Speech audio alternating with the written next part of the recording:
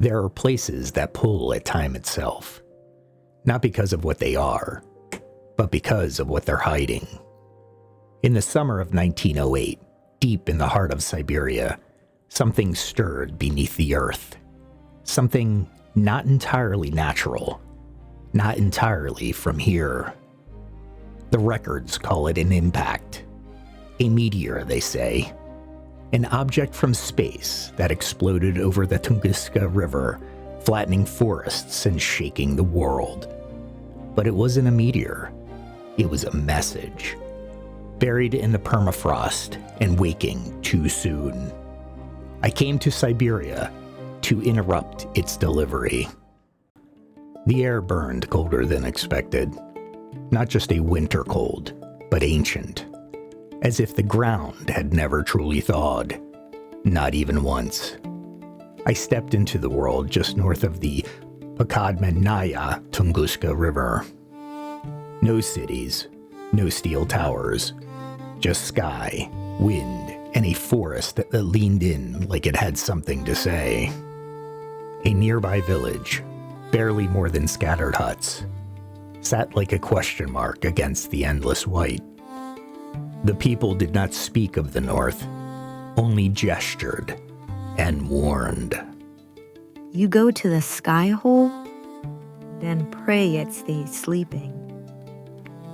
She pointed with a wrinkled hand toward the forest. I asked what lay that way. She did not answer. She simply handed me a fur-lined scarf and turned back inside. I walked for 3 hours through frozen silence. The wind here doesn't push, it watches. And in the distance, something pulsed. Not like thunder, not like footsteps, more like memory calling back. At the edge of a frozen clearing, I found a structure half sunk into snow. A solitary research station. Wooden walls warped from wind. Chimney puffing gray into white. Inside, warmth. Charts. Glass tubes. And a man with eyes like melted ice. You're not the supply man. No dog sled. No frostbite. So who are you? A scholar. Following unusual energy readings. Something drew me here. Another one? Tron? This region breathes wrong. Ground should be frozen solid. But look, its radius here. Something beneath it. Warms it. Seismic pulses like a heartbeat. Electromagnetic spikes. No impact crater. No meteor fragments. And then, bees. He showed me photographs. Burned treetops twisted outward, like something had escaped from beneath. Sky readings that look like auroras made of geometry. You've been tracking this a long time. Since 1904. At first I thought geothermal surge, then glacial stress. But this is neither. Something is under the crust, moving, and soon it wakes. I had heard the same frequencies in only one other place, and that place no longer exists. Tell me, scholar, do you believe the Earth can forget? No, but I believe it can warn us, and I think we're already late. That night, the sky turned to language. It began subtly, like the forest was holding its breath. The fire in Orlov's stove had faded to embers, but I couldn't sleep.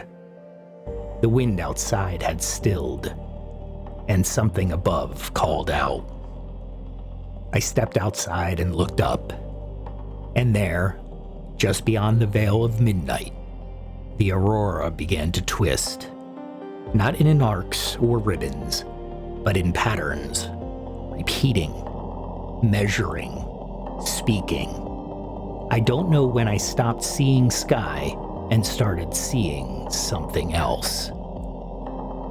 I didn't fall asleep, but I slipped, somewhere between waking and memory, into something deeper. I saw a landscape buried beneath the ice. Not a place, but an architecture. Vast corridors carved into permafrost, wrapped in wire-veined stone. A machine, or perhaps a vault. Not human, not new. It had waited a long time, waited for someone to remember.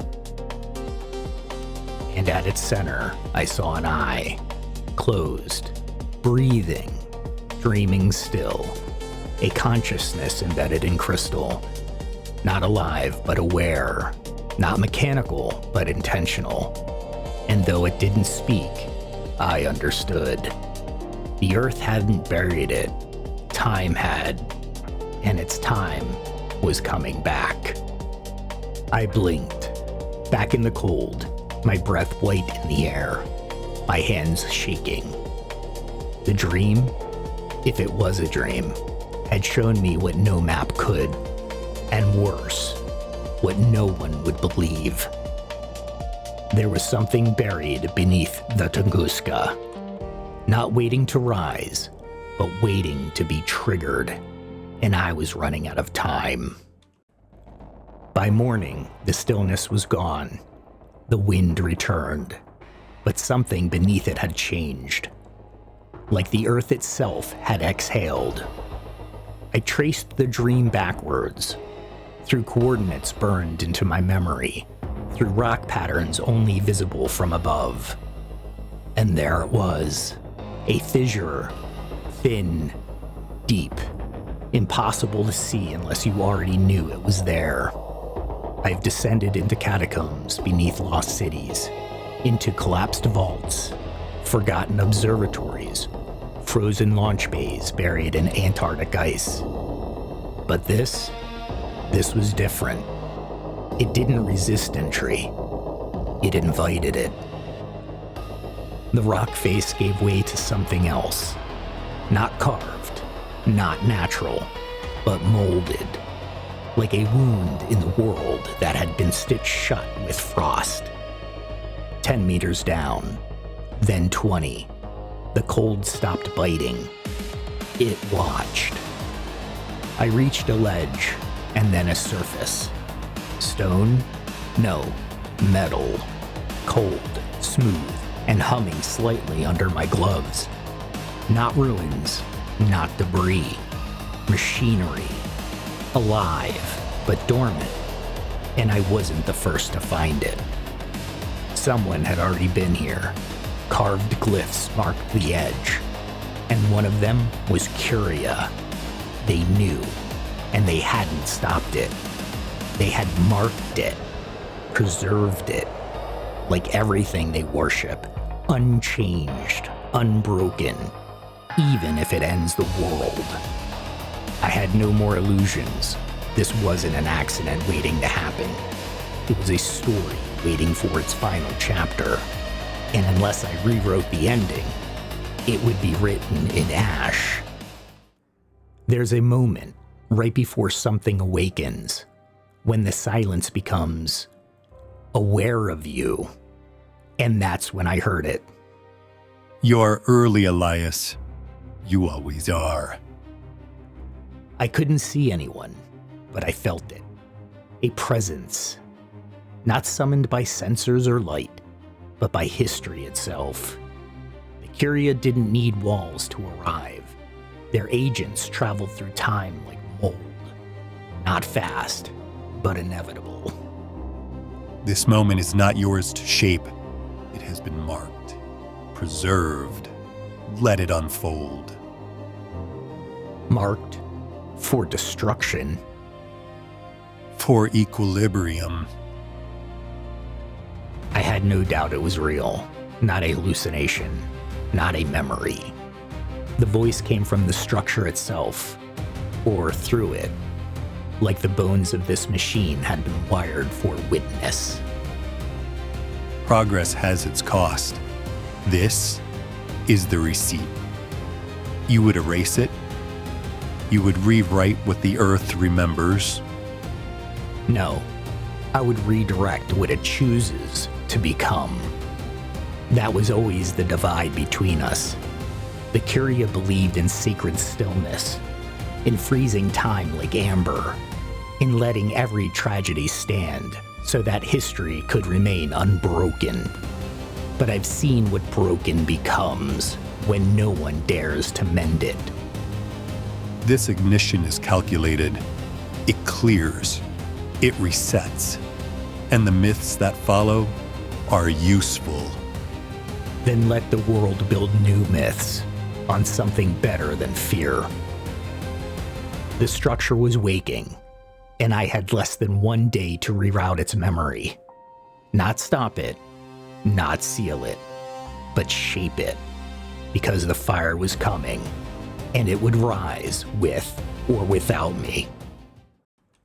I stood at the machine's heart. It wasn't one engine.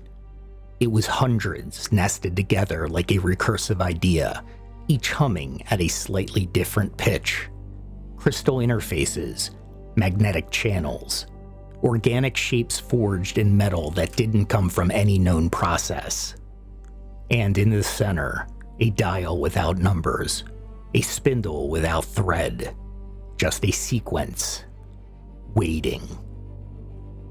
It wasn't locked, it was listening, not for voice, not even for command, but for intent. This was no weapon. It was a recorder of consequence, of potential. It could be directed just once, like a seed given wind. Let it cleanse. Let it remember the fire. But fire doesn't have to burn. It can light a path. I reprogrammed the direction vector upward, toward the stratosphere. Let it bloom in the sky, not crush the earth. A shockwave, not a crater. A warning, not a wound. The release was inevitable, but now it would be remembered as a mystery, not a massacre. I stepped back. The mechanism began to fold into itself, not closing, but becoming still again. History would record it as an explosion, a meteor, something explainable. But I would know. So would the Curia, and maybe so would the sky. At exactly 7:17 a.m., the sky split open. No meteor, no crater, just pressure, light, a column of fire rising into the stratosphere, redirected. The trees fell like grass, over 2,000 square kilometers flattened by wind and a wave of air and heat. But there was no ground zero. Nothing struck, because nothing had fallen. It had risen. For those who stood nearby, it would be remembered as a miracle, or a punishment, or both. A story with no origin, a blast with no blame, just a memory in the shape of silence. I walked for 2 days until the air stopped tasting like static. I never saw Orlov again. I suspect he returned to his papers, comforted by the mystery, or perhaps haunted by it. The Curia said nothing, but I felt them watching. This time, they hadn't interfered. They had tested me, measured how far I'd go to break their sacred continuity. They had their answer. What fell into Tunguska was not a rock. It was a choice, launched upward like a question to the stars. And one day, we may hear its answer. We remember disasters by the damage they leave behind, but some moments leave no crater, only questions.